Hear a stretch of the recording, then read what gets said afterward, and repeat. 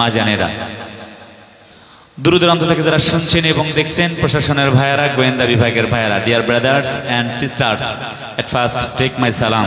আসসালামু আলাইকুম ওয়া রাহমাতুল্লাহি তাআলা ওয়া বারাকাতুহু। ওয়া আলাইকুম সালাম ওয়া রাহমাতুল্লাহি ওয়া বারাকাতুহু। আপনারা সবাই কেমন আছেন? ভালোই আছি। আপনাদের আলহামদুলিল্লাহর আওয়াজ খুবই অল্প হয়ে যাচ্ছে। আপনারা সবাই কেমন আছেন? আলহামদুলিল্লাহ। কত মহান! তিনি না চাইলে আজকে এই জান্নাতের বাগানে আমরা বসতে পারতাম না, ঠিক না? যে রব্বে কারীম মহান আল্লাহ সুবহানাহু ওয়া তাআলা আমাদেরকে আজকের এই জান্নাতের বাগানে কবুল করেছেন, জশ্নে কেরাতের এই জলসায় কবুল করেছেন। আমরা সবাই মিলে আরেকবার বলছি আলহামদুলিল্লাহ। Glorify the name of your Lord. আল্লাহর নাম আমরা সবাই মিলে সমস্বরে বলছি, আর একবার বলছি আলহামদুলিল্লাহ। রাসূলুল্লাহর প্রতি দরুদ। মুহাম্মদ সাল্লাল্লাহু আলাইহি ওয়াসাল্লাম was the founder of Islam. He is the best personality of the world. যিনি হচ্ছেন বিশ্বের সেরা মানুষ। As a religious teacher, as a leader, as a founder, as a lawgiver, as a law maker, as the reformer of the society, Muhammad সাল্লাল্লাহু আলাইহি ওয়াসাল্লাম is the superman of the world. সেই বিশ্ব নেতা মহানবী হযরত মুহাম্মদ সাল্লাল্লাহু আলাইহি ওয়াসাল্লাম, হযরত মুহাম্মদ মুস্তাফা সাল্লাল্লাহু আলাইহি ওয়াসাল্লামের প্রতি দরুদ আর সালাম পাঠ করছি। সবাই মিলে বলছি সাল্লাল্লাহু আলাইহি ওয়াসাল্লাম। আমাদের কলিজার টুকরা দয়ার নবীজি, নূর নবী হযরত মুহাম্মদ সাল্লাল্লাহু আলাইহি ওয়াসাল্লাম, তার এই শানে আমরা দরুদ আর সালাম পাঠ করেছি। মাসলাকে আলা হযরতের আজকের এই জশ্নে কেরাত জলসায় যারা উপস্থিত হয়েছেন, সবাই মিলে আমরা মহান রব্বে করিমের দরগাহে মস্তক অবনত চিত্তে বলছি, আরেকবার বলছি আলহামদুলিল্লাহ। প্রিয় উপস্থিতি, সুধীজন, আমি সুদূর বাংলাদেশ থেকে আগত। গতকাল আমার প্রোগ্রাম ছিল মুর্শিদাবাদে, আপনাদের মাঝে আজকে আসবার সুযোগ হয়েছে। সুদূর লম্বা পথ পাড়ি দিয়ে মহান রব যেন এই খেদমতটুকুন ইসলামের জন্য কবুল করেন। সবাই মিলে বলছি আমিন। আমরা তেলাওয়াত করেছি শুরুতেই সূরাতুল আম্বিয়া থেকে একটি আয়াতে কারিমা, 107 নম্বর আয়াত। এই সূরাটিতে 112টি আয়াত রয়েছে, 7টি রুকু রয়েছে। এই সূরাটি খুবই গুরুত্বপূর্ণ একটি সূরা। কোরআন শরীফের প্রত্যেকটি সূরাই গুরুত্বপূর্ণ। বিশেষ করে এই সূরাটিতে মহান আল্লাহ সুবহানাহু ওয়া তাআলা নবীদের ব্যাপারে গুরুত্বপূর্ণ কিছু আলোচনা করেছেন, সিরিয়াল বাই সিরিয়াল। সেজন্য আমি আয়াতে কারিমাটি তেলাওয়াত করেছি। আল্লাহ পাক যেন কিছু বলবার তৌফিক দান করেন। চিল্লায় বলে আমিন। আমিন। একটু জোরে সরে বলুন আমিন। আমিন। আল্লাহ পাক বলছেন, ওয়ামা আরসালনাকা ইল্লা রাহমাতাল লিল আলামিন। নবী আমার মা বাপের জন্য একজন টুনি নামে দিল একটা কোরআন শরীফ। নাম কি রে কাকি? আকলেমা বাবা, আকলেমা বেগম নামে একজন মা। হ্যাঁ, একজন টুনি খাতুন দিয়েছে, একজন দিয়েছে কুনি খাতুন। হ্যাঁ, আচ্ছা আচ্ছা, মা বাপের জন্য তো আল্লাহ কবুল করুক। আমরা বলি আমিন। আল্লাহ পাক বলছেন, ওয়ামা আরসালনাকা ইল্লা রাহমাতাল লিল আলামিন। হাবিব আমার, দোস্ত আমার, এই পৃথিবীতে আমি আল্লাহ পাক তোমাকে পাঠিয়ে দিলাম, এই গোটা জগৎবাসীর জন্য রহমত করে বানিয়ে দিলাম। সুবহানাল্লাহ। আরেকটু জোরে বলি না সুবহানাল্লাহ। সুবহানাল্লাহ। আল্লাহু আকবার ওয়ালিল্লাহিল হামদু। বিসমিল্লাহির রহমানির রহিম। ওয়ামা আরসালনাকা ইল্লা রাহমাতাল লিল আলামিন।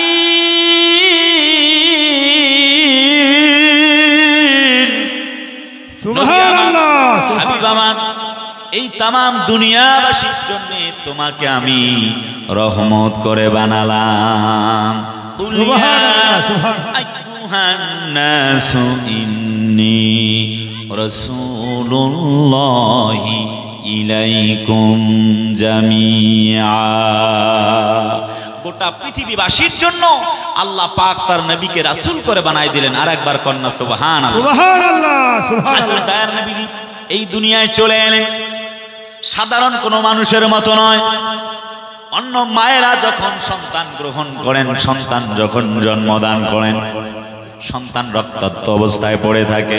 আমার দয়ার নবীজি, নূর নবীজির যখন জন্ম হয়ে গেল, আমার দয়ার নবীজি, মায়ার নবীজি যখন জন্মগ্রহণ করেছেন, জন্মগ্রহণের সময় মেডিকেল টিম হিসেবে হযরত হাওয়া আলাইহিস সালামকে, হযরত আসিয়া আলাইহিস সালামকে এবং আল্লাহ রাব্বুল আমিন হযরত মারিয়াম আলাইহিস সালামকে মেডিকেল টিম বানায়া বিশ্ব নবীর মায়ের কাছে পাঠিয়ে দিয়েছিলেন সেবা করার জন্য। বলেন সুবহানাল্লাহ। মুহাম্মদ খর মরে মোস্তফা বশ, মুহাম্মদ হাবিবে হামদে খোদা বশ। আল্লাহ বলে, ও দুনিয়াবাসী, আমি স্বয়ং আমার মুহাম্মদের জন্য পাগল পারা। নিরালায় গো নবী পাইলে নিরালায়, পাইলে নিরালায় গো নবী পাইলে নিরালায়। দুই কদমে চুমু খাবো, দুই কদমে চুমু খাবো, চরণ ধুলি মাখবো গায়। পাইলে নিরালায় গো নবী পাইলে নিরালায়, পাইলে নিরালায় গো নবী পাইলে নিরালায়। দয়াল নবী কত দূরে,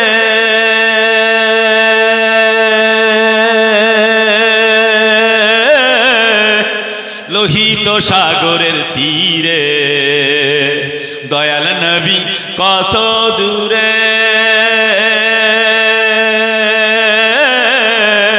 লোহিত সাগরের তীরে। মদিনারি সোনার ঘরে, মদিনারি সোনার ঘরে আছেন তিনি সর্বদায়। পাইলে নিরালায় গো নবী পাইলে নিরালায় গো নবী পাইলে নিরালায়। দুই কদমে চুমু খাবো, দুই কদমে চুমু খাবো, চরণ ধুলি মাখবো গায়। পাইলে নিরালায় গো নবী পাইলে নিরালায়, পাইলে নিরালায় গো নবী পাইলে নিরালায়। নারায়ে তাকবীর, আল্লাহু আকবার, নারায়ে রিসালাত, ইয়া রাসূলুল্লাহ। আমার কলিজার টুকরা আপনজনেরা, দয়ার নবীজির জন্ম হয়ে গেল এই পৃথিবীতে। আল্লাহ রাব্বুল আমিন তিনজন মায়ের কাছে হযরতি ফেরেশতাদেরকে পাঠায়া দিয়ে সহযোগিতার ব্যবস্থা করেছিলেন।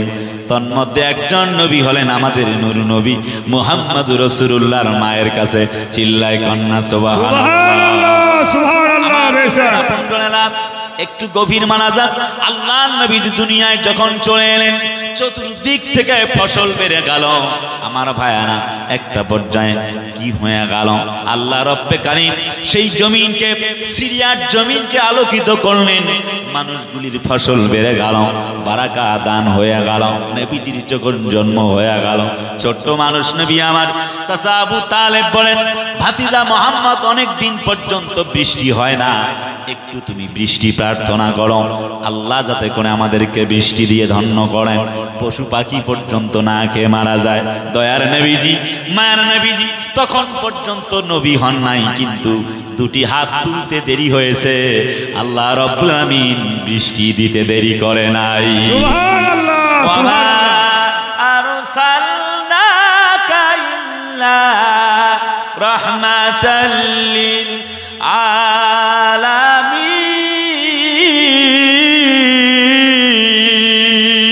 সুবহানাল্লাহ, সুবহানাল্লাহ। ও দোস্ত, গোটা পৃথিবীবাসীর জন্য তোমাকে আমি রহমত করে বানায়া দিলাম। আমার মায়ের নবীজি দুনিয়ায় চলে এলো। আস্তে আস্তে যখন বড় হচ্ছেন, মায়ের নবীজি 17 বছর বয়সে হিলফুল ফুজল নামক যুব সংগঠন তৈরি করলেন। মায়ের নবীজি দাদা এবং চাচাদের সঙ্গে ব্যবসা করছেন। 23 বছর যখন বয়স হয়ে গেল, আম্মাজান খাদিজাতুল কুবরা তার চরিত্র দেখে, রাসূলুল্লাহর এমন সৌন্দর্যমণ্ডিত চেহারা আর তার আখলাক দেখে, তার ন্যায় পরায়ণতা আর বিশ্বস্ততা দেখে তার ব্যবসায়ের পরিচালক বানায় দিলেন। কন্যা সুবহানাল্লাহ, সুবহানাল্লাহ, সুবহানাল্লাহ। ব্যবসায়িক কার্য পরিচালনা করছেন। যখন নবীর বয়স 25 বছর হয়ে গেল, আম্মাজান খাদিজাতুল কুবরা তার নবীর চাচা আবু তালেবের মাধ্যমে, প্রস্তাবের মাধ্যমে দয়ার নবীজিকে বিবাহ বন্ধনে আবদ্ধ করে নিলেন। নবীজির সঙ্গে বিয়ে হয়ে গেল। এবার একটা পর্যায়ে কাফের বেঈমানেরা চতুর্দিক থেকে বলা বলি করতে লাগলো, এই জমিনের সবচাইতে শ্রেষ্ঠতম ধনী হলো মহিলা খাদিজাতুল কুবরা। কিছুই বোঝা গেল না, একজন গরিব শিশুকে সে বিয়ে করলো, কিছুই তো বোঝা গেল না। হযরত নবীজির ব্যাপারে যখন তারা প্রশ্ন তুলেছেন, তাফসিরে বাইজাবির বর্ণনা, হযরত খাদিজা বলেন আগামীকাল সকালে তোমাদের সকলের দাওয়াত রইল। সবাই যখন চলে এলো, জিজ্ঞেস করলো বলো বলো তোমরা সবাই বলো আমার মোহাম্মদ দেখতে কেমন? সবাই বলল দেখতে খুব চমৎকার, এমন সন্তান তো এই পৃথিবীতে আর কখনো আসে নাই। হযরত জিবরিল আমিন বলেন হযরত নবীজি যখন জন্ম হয়ে গেল আমি তো অবাক হতে লাগলাম, এমন সুন্দর চেহারার মানুষ দুনিয়ায় আর আমার চোখে কোনোদিন ধরা পড়ে নাই। সুবহানাল্লাহ। কেমনে? হযরত জাবের রাদিয়াল্লাহু তাআলা আনহু বলেন আমি একবার হযরত বিশ্ব নবীজির চেহারার দিকে তাকাই আর একবার চাঁদের দিকে তাকাই, আমি লক্ষ্য করলাম ওই চাঁদের গায়ের মধ্যে দাগ দেখা যায়, কলঙ্ক দেখা যায়। আমার বিশ্ব নবীজির শরীরের মধ্যে কোনো ধরনের চরিত্রের মধ্যে কোনো কলঙ্ক নাই। সুবহানাল্লাহ, সুবহানাল্লাহ। আরেকটু জোরে কর না সুবহানাল্লাহ, সুবহানাল্লাহ। আমার মায়ের নবীজি এমনি করে যখন কাফের বেঈমানেরা বললেন, সবাই বলেন দেখতে অনেক ভালো। 2 নম্বর বলো তার চরিত্রটা কেমন? আল্লাহ পাক বলছেন ওয়া ইন্নাকা লাআলা খুলুকিন আযীম।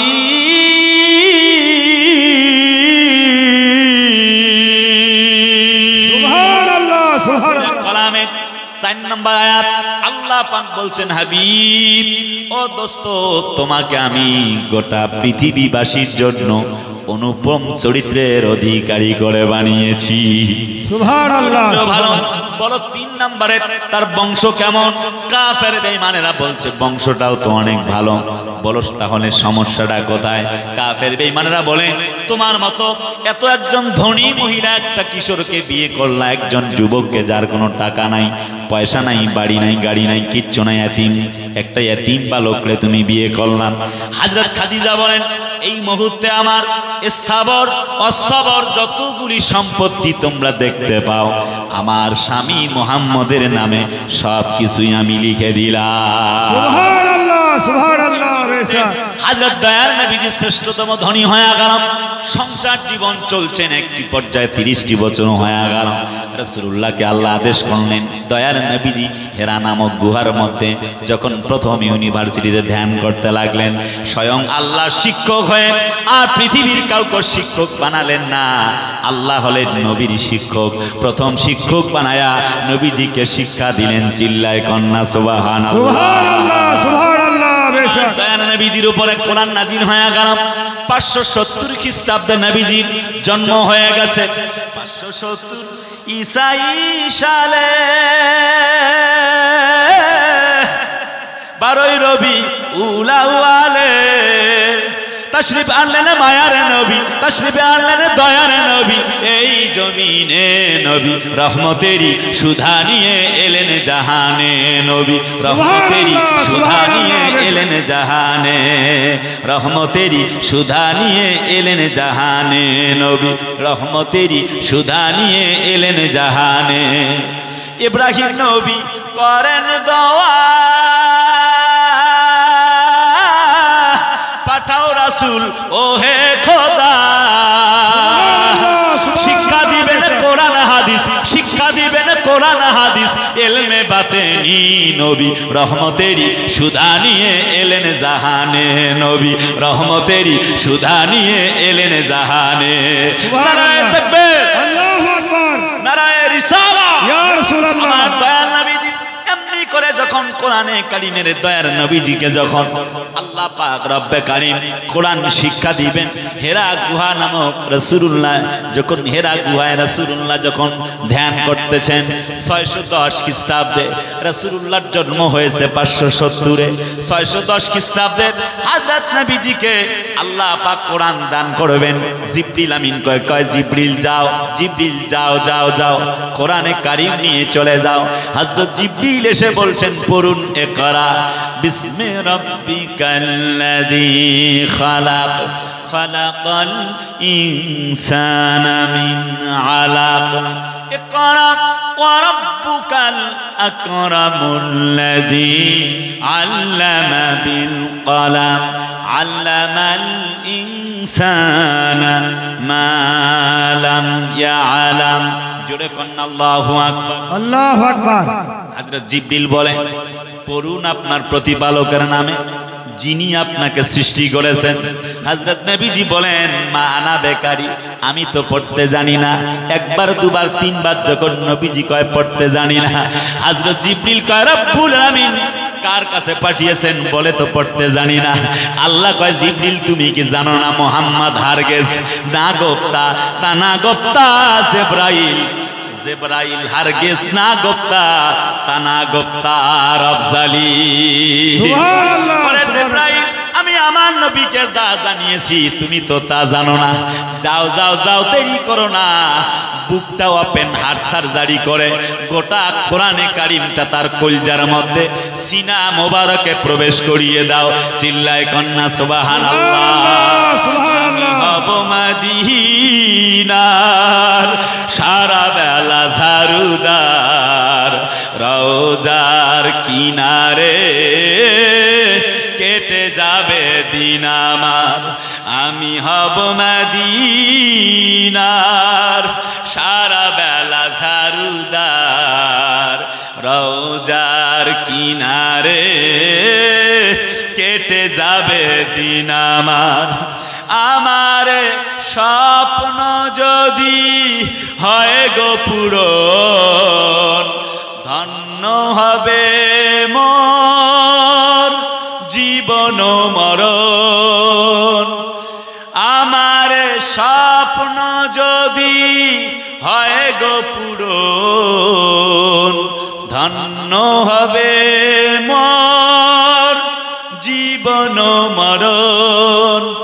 আমি হব মদিনার সারা বেলা ঝাড়ুদার, রওজার কিনারে কেটে যাবে দিন আমার। সুবহানাল্লাহ। আমি হব সেবাকারী, জিয়ারতকারীদের জুতাগুলো মুছে দিব বিশ্বের হাজীদের। কোন আমি? সুবহানাল্লাহ। সুবহানাল্লাহ।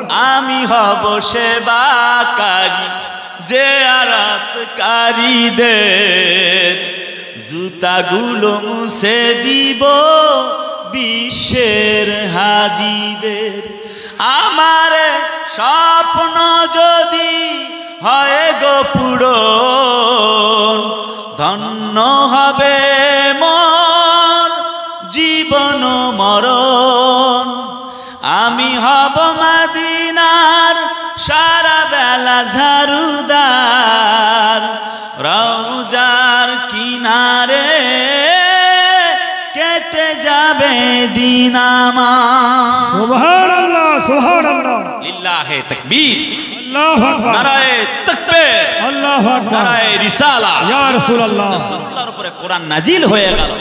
হযরত জিবরিল আমিন কয় পড়তে জানে না, আল্লাহ কয় আমার নবী পড়বে। আর একবার জোরে কোন সুবহানাল্লাহ। সুবহানাল্লাহ। সুবহানাল্লাহ। আল্লাহ যদি বলে তাহলে কি পারবে না? কথা বলে না, জোরে কয় না পারবে না? পারবে। কোরআন নাজিল হয়ে গেল। আমার মায়ার নবীজি, দয়ার নবীজি কোরআন যখন পেয়ে গেলেন, কলিজার টুকরা মায়ার নবীজি আমার, দয়ার নবীজি, কলিজার নবীজি আমার, কোরআন পাবার পরে বাড়িতে গেলেন, বললেন খাদিজারে জাম্মিলুনি আমাকে কম্বল দিয়ে ঢেকে দাও। একজন সাদা ধবধবে মানুষ আসছে, আমাকে কোরআন নিয়ে আসছে, বলে আপনি পড়ুন আপনার রবের নামে।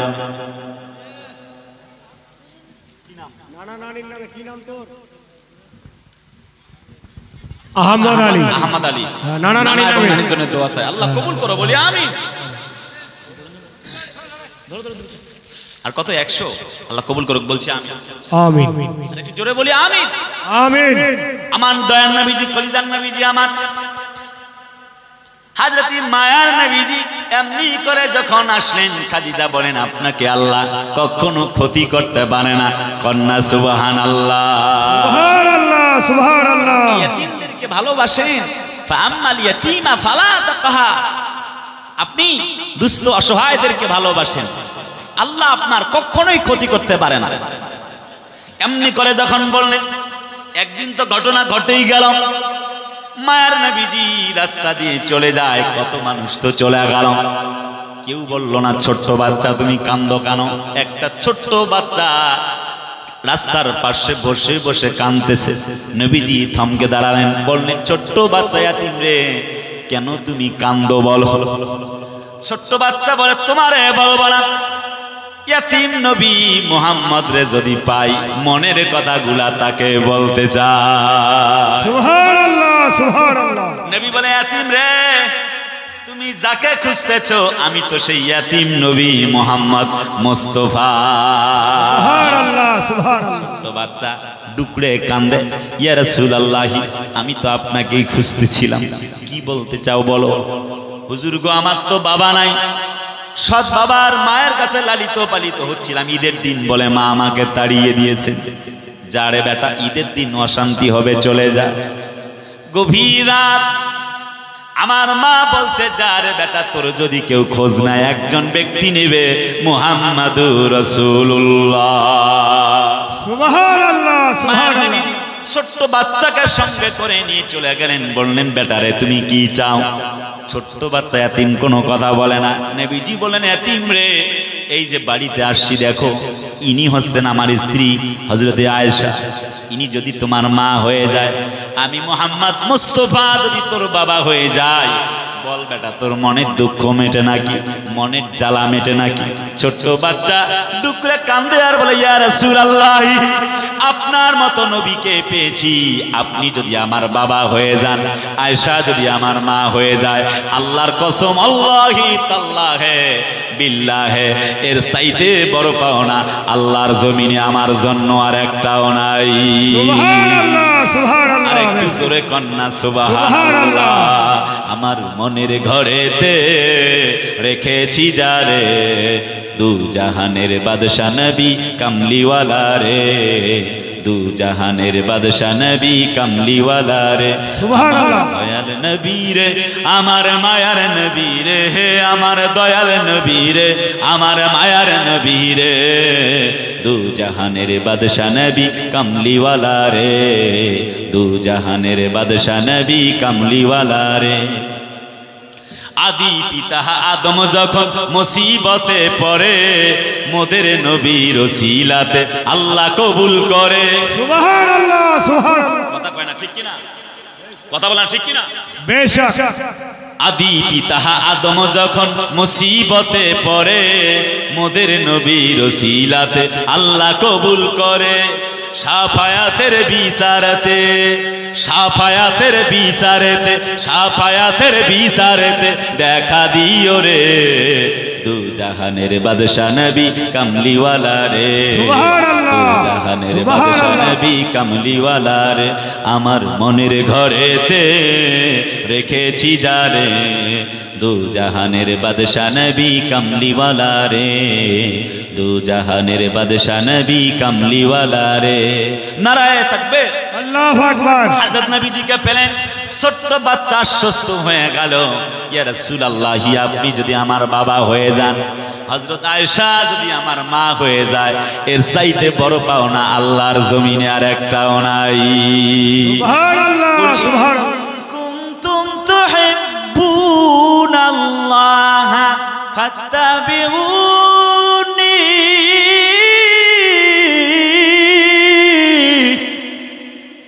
কয় না জোরে আল্লাহু আকবার। আল্লাহু আকবার। সূরা আলে ইমরান 31 নম্বর আয়াত। আল্লাহ পাক বলে তোমরা যদি আমাকে পাইতে চাও, নবী তুমি ওয়াজ করো, তবে আমি নবীকে তোমরা ভালোবাসো। সুবহানাল্লাহ। হাদিসে আসছে, নারেটেড প্রফেট মুহাম্মদ সাল্লাল্লাহু আলাইহি ওয়াসাল্লাম নবীজি বর্ণনা করেছেন, লা ইউমিনু আহাদুকুম হাত্তা কুনা হাব্বা ইলাইহি মিন ওয়ালিদিহি ওয়া ওয়ালাদিহি ওয়ান নাসি আজমাইন। তোমরা ততক্ষণ পর্যন্ত পূর্ণ মুমিন হতে পারবা না যতক্ষণ না নবীকে তোমাদের জানমাল ধন সম্পদ মা বাপ 14 গোষ্ঠী সন্তান সন্ততির উপরে নবীকে ভালোবাসতে পারবা না। আমার দয়াল নবীজি কোরআন পেলেন যখন, এমনি করে দাওয়াত দিতে লাগলেন। ওয়ান্স আপন এ টাইম, কোনো একদিন হযরত নবীজি বললেন খাদিজারে, এখন তো আমি আর সাধারণ মানুষ নয়, কোরআন এসেছে, ওহীর কিতাব এসেছে, একটু গভীর মনোযোগ দিয়ে শোনা লাগবে।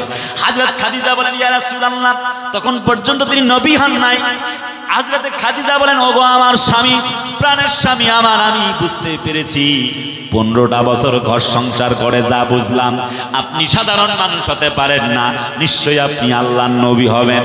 আর দেরি করতে চাই না, কলমা পড়ে মুসলমান হয়ে গেলাম। সুবহানাল্লাহ, সুবহানাল্লাহ।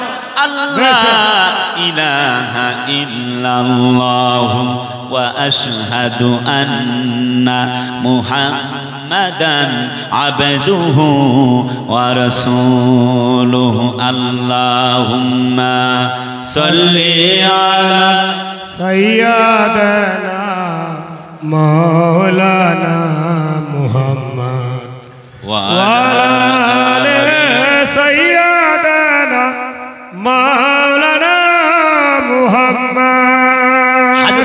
রাসূলুল্লাহর স্ত্রী আম্মাজান খাদিজা কালিমা গ্রহণ করে নিলেন। 20 বছরের বন্ধু হযরতে আবু বকর, নবীজি একবার বলছে, আবু বকর আমি তো নবী হয়ে গেছি। 20টা বছরের বন্ধু একটা মুহূর্তের জন্য দেরি করে নাই, কলমা পড়ে মুসলমান হয়ে গেছে। হযরত নবীজির কাছে চলে আসলেন হযরত ওমর, কালিমা গ্রহণ করবেন। নবীজি কোরআনের দাস দিচ্ছেন। রাসূলুল্লাহ যখন দস্তারে কারাত সম্মেলন করছেন, হযরত নবীজির সঙ্গে সাহাবীরা আছেন। হযরত ওমর যখন নাঙ্গা তরবারি নিয়ে দৌড়ায়, সাহাবীরা বলে, ইয়া রাসূলুল্লাহ, এই তো ওমর আপনাকে হত্যা করবে, কিন্তু দয়ার নবী জানে যে হত্যা করবে না। সুবহানাল্লাহ। আরে কথা বলে না, ঠিক কি না? ঠিক। আমার দয়ার নবীজি, মায়ার নবীজি বলে, রে সাহাবীরা যাও যাও, তোমরা আসতে দাও, ওমরকে আসতে দাও, একটু সাইড করে দাও, ও তো আমারে হত্যা করতে আসতেছে না। আরে সুবহানাল্লাহ কয় না জোরে? সুবহানাল্লাহ, সুবহানাল্লাহ। ওমরকে আসতে দাও, আল্লাহ আমার দোয়া কবুল করে নিয়েছেন। হযরত ওমর চলে আসতেছে নবীর দিকে, সাহাবীরা সবাই সাইড হয়ে গেল। দেখুন মায়ার নবীজি, আল্লাহ পাক কেমনে তারে সবকিছু জানায় দিলেন, যাও যাও, সাহাবীরা সাইড হয়ে যাও, অথচ হাতের মধ্যে ওমরের তরবারি।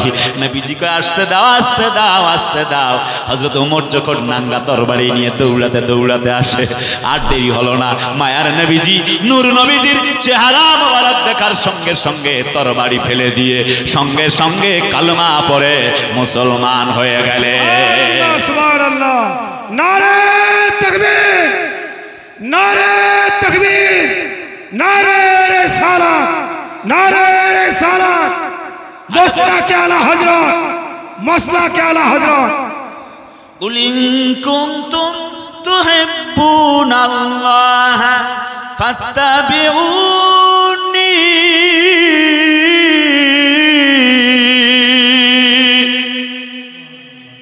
দুলাল, তুমি সামনের গেটটাকে ফাঁকা করো, গেটের সামনেটা ফাঁকা করো, লোকগুলাকে এদিকে সামনের দিকে বাড়িয়ে দাও।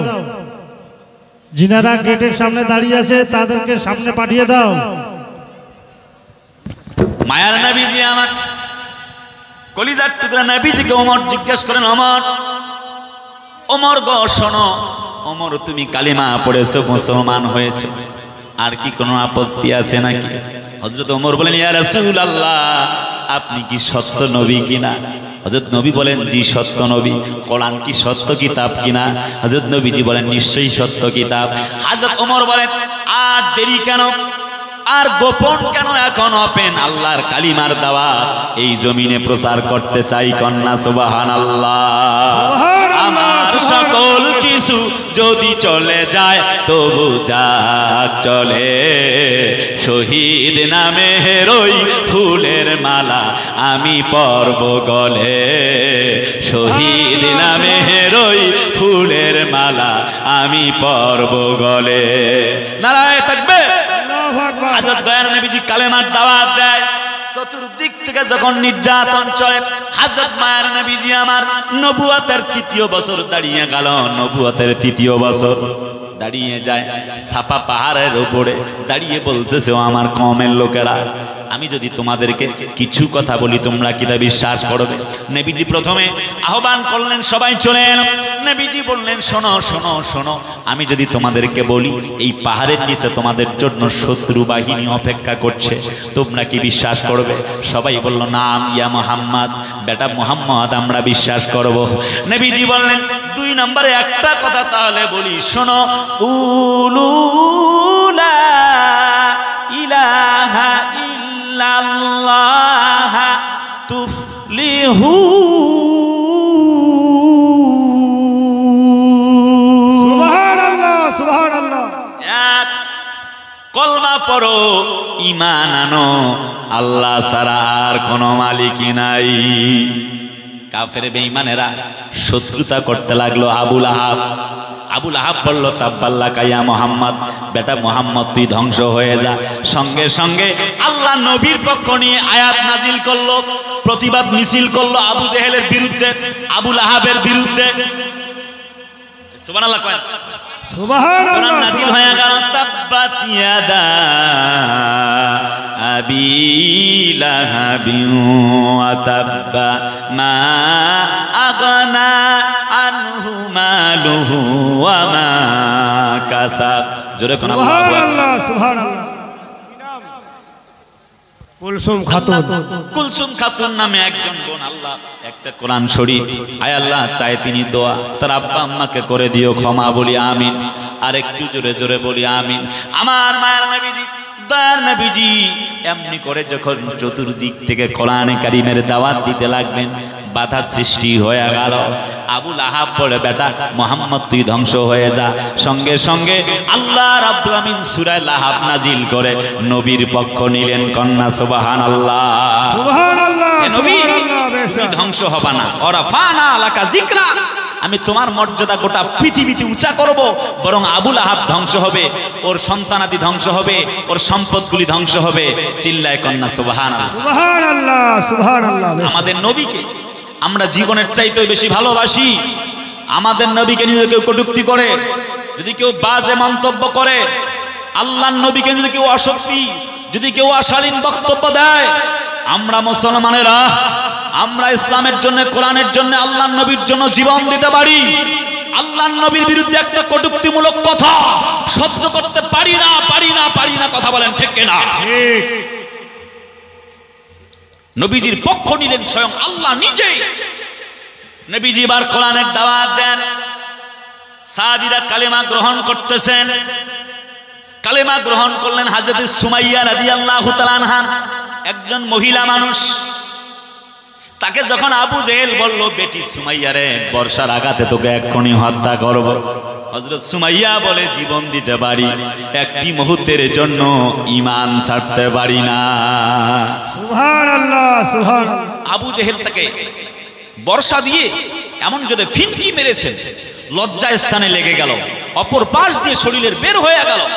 হযরত সুমাইয়া বলে একবার নয়, দুবার নয়, 1000 বার জীবন দিতে পারি, একটি মুহূর্তের জন্য কখনো ঈমান ছাড়তে পারি না। সুবহানাল্লাহ। নবীজি দাওয়াত দিচ্ছেন কোরআনে কালেমা। হযরত খাব্বাব রাদিয়াল্লাহু তাআলা আনহু কালেমা গ্রহণ করে নিলেন। এবার যখন কালেমা গ্রহণ করেছেন, চতুর্দিক থেকে কাফেররা বাধা দিচ্ছে, বলো মুহাম্মদের দরবার ছাড়বা কিনা, মুহাম্মদের কাছে যাওয়া ছাড়বি কিনা। এবার হযরত খাব্বাব বলে না, কখনো না, জীবন দিতে পারি, মুহাম্মদের দরবার ছাড়তে পারি না। সুবহানাল্লাহ সুবহানাল্লাহ। লোহার একটা অ্যাঙ্গেলেট বানায়া, একটা লোহার ফ্রেম বানায়া হাত এবং পা বেঁধে দিয়ে হযরত খাব্বাবকে যখন লোহার অ্যাঙ্গেলের উপরে শোয়ায় দেওয়া হলো, সাদ্দাম হোসেন দান করলো 500 টাকা, তার পকেট কখনো করোনা ফাঁকা। আল্লাহ আমার সাদ্দাম ভাইকে জান্নাতে দিও দেখা, বলি আমিন।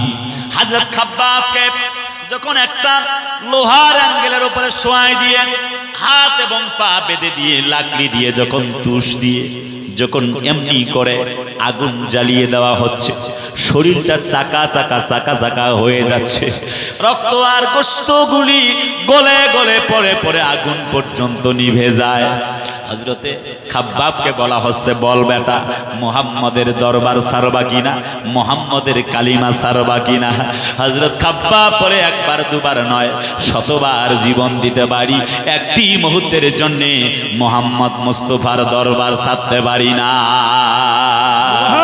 আমাকে শহীদ করে সেই মিছিলে শামিল করে নিও, যেই মিছিলের নেতা আমির হামজা, খোবায়ে বেখাব্বাব, খোদার ছিল যারা অতি প্রিয়, শামিল করে নিও।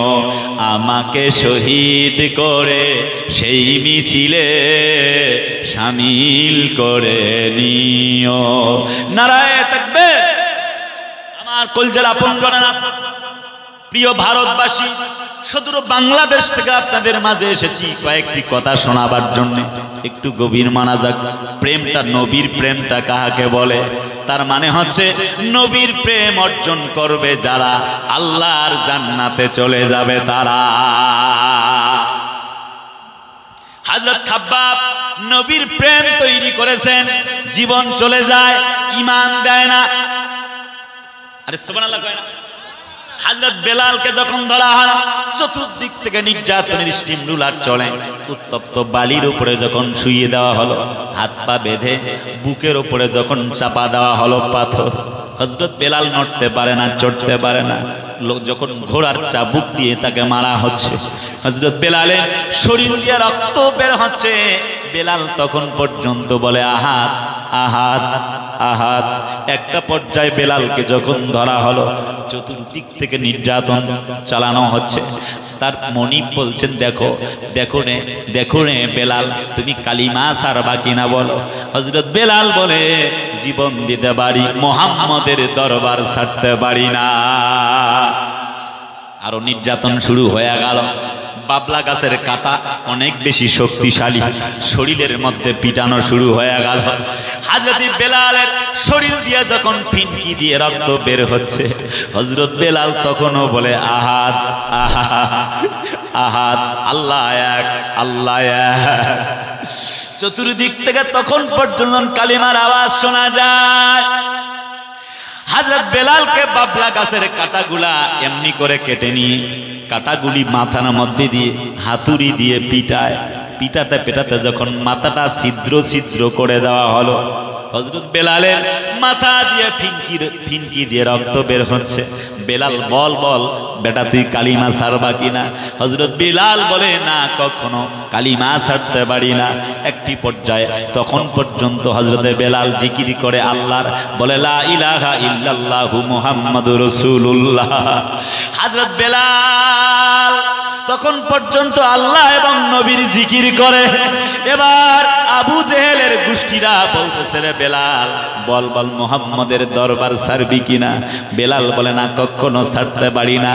বাবলা গাছের কাঁটাগুলা নিয়ে হাতুড়ি দিয়ে যখন জিহ্বাটা টান দিয়ে ধরে, যখন টান দিয়ে ধরে জিহ্বাটায় যখন এমনি করে যখন ছিদ্র করা হচ্ছে, জিহ্বার মধ্যে হযরত বেলালের যখন এমনি করে যখন কাটা দিয়ে যখন বাড়ি মারা হচ্ছে, তার জিহ্বা দিয়ে ফিনকি দিয়ে রক্ত বের হতেছে, তখন পর্যন্ত হযরত বেলাল আল্লাহর নবীর নামের যখন জিকির করে জিকির করে জিকির করে, কাফেররা বলে, রে বেলাল বল বল, রে বেলাল কালিমা ছাড়বা কিনা? রে বেলাল বল বল, মুহাম্মদের কালিমা ছাড়বা কিনা বল। হযরত বেলাল বলে, তোমরা জীবনটা নিয়ে নিতে পারো, এই শরীরটা দিয়ে দিতে পারি। ওরে আমার উমাইয়া, ওরে মনিব, দেখো দেখো দেখো, তোমার কাছে আমি আমার এই দেহটাকে বিক্রি করে দিয়েছি, তোমার দাস হয়েছি রে। ওরে উমাইয়া, কিন্তু আমি আমার অন্তরটাকে তো আল্লাহর জন্য দিয়েছি।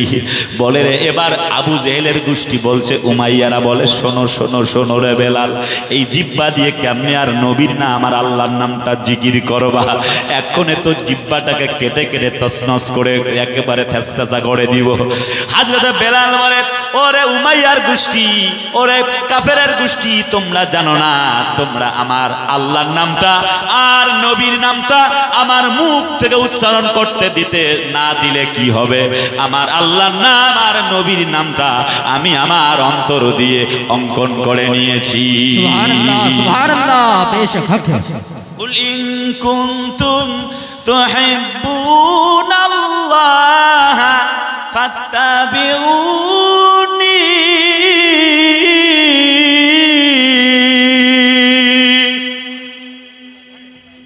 আল্লাহ কয় হাবিব তুমি ওয়াজ শোনাও যদি তোমরা আমাকে পেতে চাও।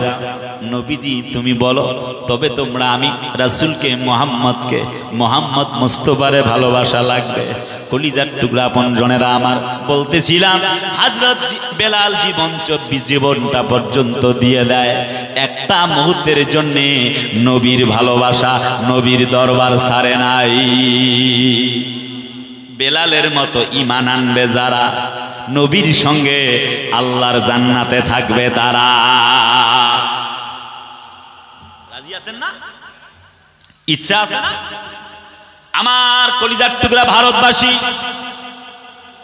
এই সেই বেলাল যখন রাসূলুল্লাহ ওফাত গ্রহণ করলেন, রাসূলুল্লাহর ইমামতির দায়িত্বে নাই, নবীজি পরপারে যখন গমন করেছেন সাময়িক, রাসূলুল্লাহর বিদায় বেলালের মনটা বড় খারাপ। আজান দেই আর তো রাসূলুল্লাহ এসে ইমামতি করে না। হাবিব আমি বেলাল আজান দেই আপনি কেন আসেন না গো? আসেন না কেন? আপনি আসেন না গো নবীজি? হযরতে বেলাল নবীজির বিরহে কান্দে। মায়ার নবীজি যখন নাই, চতুর্দিক থেকে কান্নার আওয়াজ, আকাশ কান্দে বাতাস কান্দে।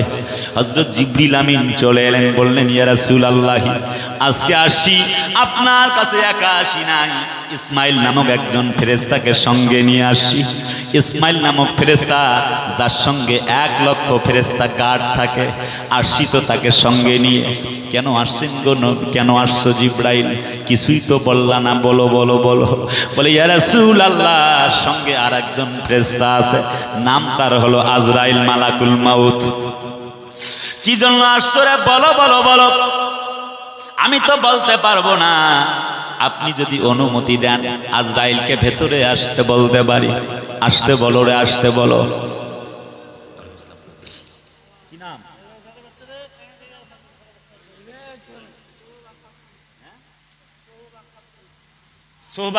সোহবা খাতুন নামে একটি বোন, একটা কোরআন শরীফ। আল্লাহ কবুল করো, বলি আমিন। জি দোয়া করবো ইনশাআল্লাহ। জি শেষে সবার জন্য দোয়া হবে। হযরত নবীজির কাছে আজরাইল সামনে বাড়ায়, এক পা দুপা হাঁটি হাঁটি করে পা বাড়ায়। দরজায় যখন প্রবেশ করবে আজরাইল বলে ওগো আল্লাহর নবী আমি কি আসতে পারি? নবীজি বলেন তুমি আজরাইল কি জন্য আসছো বলো? আসছি আল্লাহ প্রেরণ করেছেন। কি কারণে বলো? বলে আসছি জান কবজ করার জন্য। আল্লাহ আমার ব্যাপারে কি বক্তব্য বলেছেন বলো। হযরত নবীজি কয় কি বক্তব্য আল্লাহ আমার ব্যাপারে বলছেন বলো। হযরত আজরাইল ভাই শুনছেননি আমি আজরাইল দুনিয়ায় কারো কাছে কোনোদিন অনুমতি চাই নাই। আল্লাহ আপনার ওফাত গ্রহণ করতে চায় আপনার মর্যাদা কমাবার জন্য নয়, মর্যাদা আরো বাড়াবার জন্য। আরে সুবহানাল্লাহ জোরে কয় না রে ভাই। সুবহানাল্লাহ। মর্যাদা আল্লাহ আপনার বাড়াতে চায়, এই জন্য আপনার বন্ধু আপনার জন্য অপেক্ষা করতেছে। বলো বলো আজরাইল আল্লাহ আমার ব্যাপারে কি বক্তব্য শোনাইছে তোমারে? হযরত আজরাইল বলে আমি আসছি, তবে আল্লাহর বক্তব্য হলো আপনি যদি দুনিয়ায় থাকতে চান, জান কবজের ক্ষমতা কারোর বাপের সাধ্য নাই। তবে আল্লাহর বক্তব্য হচ্ছে আল্লাহ আপনার বন্ধু, আপনার সাক্ষাৎ করার জন্য আল্লাহ অপেক্ষা করতেছে। হযরত নবীজি কয় ওরে আজরাইল ঠিক আছে আসো, ভেতরে আসো রে আজরাইল। মায়ার নবীজি দয়ার নবী অনুমতি দিলেন, সামনে আসলেন। ঠিক আছে তুমি তোমার দায়িত্ব পালন করো। হযরত আজরাইল একটা হাত যখন নবীজির বুকের উপরে দিয়েছেন, এবার দয়ার নবীজি মায়ার নবীজি চিৎকার মেরে উঠছে, আজরাইল রে এত ব্যথা লাগছে কেন, কষ্ট লাগছে কেন বলো। আজরাইল তুমি কি সাত তবক আসমান আর জমিন আমার বুকের উপরে চাপাই দিছো নাকি? হযরত আজরাইল বলে, ইয়া রাসূলুল্লাহ, এই পৃথিবীতে যত জনের জান কবজ করতে এসেছি কারোর সঙ্গে এত মায়া করি নাই যত মায়া আপনার সঙ্গে করেছি। কারণ স্পেশাল পাওয়ার নিয়ে আল্লাহর পক্ষ থেকে আসি, আপনার সঙ্গে যেন কোনো বেয়াদবি না হয়। কারণ আপনি হলেন ওমা আরসালনাকা ইল্লা রাহমাতাল লিল আলামিন। সুবহানাল্লাহ। হাবিব, আমি সব চাইতে ভালোবাসা দিয়ে আপনার কাছে বুকের উপরে হাত রেখেছি। নবীজি কান্দেন আর বলেন, আজরাইল রে, ওরে আজরাইল শোনো, শোনো আজরাইল শোনো, ওরে আজরাইল যা কষ্ট দিয়েছো আজরাইল আমাকে দাও, আমার উম্মতেরা রব্বি হাবিলি উম্মতি। ওরে আজরাইল যত কষ্ট দেবার ইচ্ছা হয় আমাকে দাও, আমার উম্মতদেরকে যেন দিও না। জোরে কন্যা সুবহানাল্লাহ।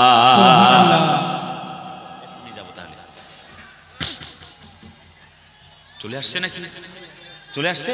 ও আচ্ছা আচ্ছা। নারায়ে তাকবীর, নারায়ে তাকবীর। প্রধান অতিথি মহোদয়ের আগমন।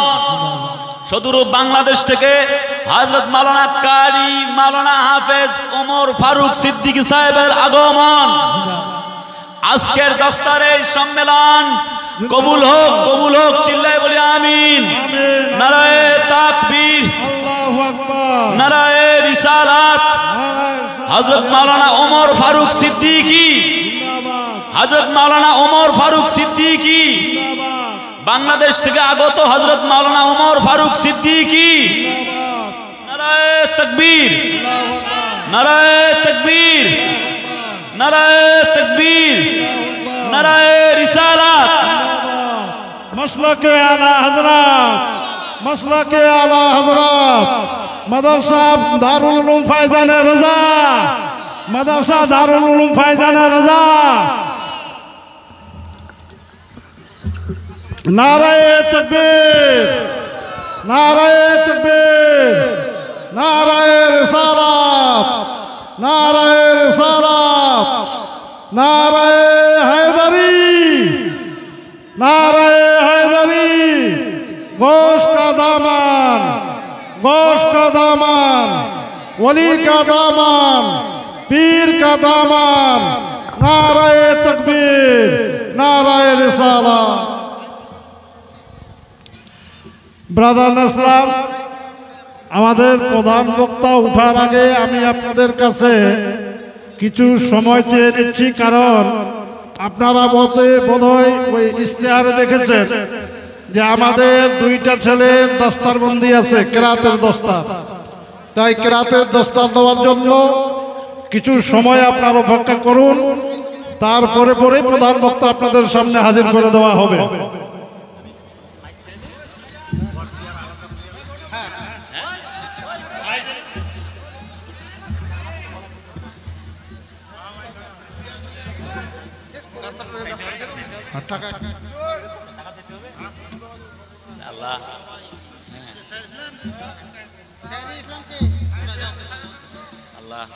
শায়ের ইসলাম আছে, কেরাতের দস্তার হবে, শায়ের ইসলাম উঠে যাবে।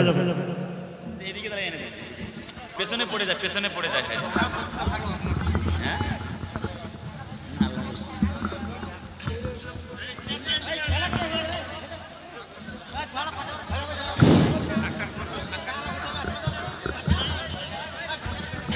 একটি রাষ্ট্রে যিনি আলোড়ন সৃষ্টি করেছেন ইতোমধ্যে বক্তব্য দিয়ে, সে আমার, আপনার, আমাদের সকলের প্রাণপ্রিয় উস্তাজ, উস্তাজুল মুকাররম, খ্যাতিসম্পন্ন বক্তা, আন্তর্জাতিক ইসলামী চিন্তাবিদ হযরত মাওলানা ওমর ফারুক সিদ্দিকী সাহেব আসছেন। আমরা আরেকবার বলছি, নারায়ে তাকবীর। হযরত মাওলানা ওমর ফারুক সিদ্দিকী সাহেব, নারায়ে তাকবীর। জি মোহতারাম ভাইজান জি চলে আসছেন। আমি সেজন্য আর বক্তব্য লম্বা করতে চাইব না। কমিটি বৃন্দের একটু কালেকশন একটু চাবো, তাই জি আপনারা যার যার পক্ষ থেকে যা দিবেন আজকে এই মাদ্রাসার জন্যে, এই দেস্তারবন্দি জলসায় আপনার মেহেরবানি করে যার যার যা আছে 100, 500, 200, 1000, 5000, 10,000 একটু মেহের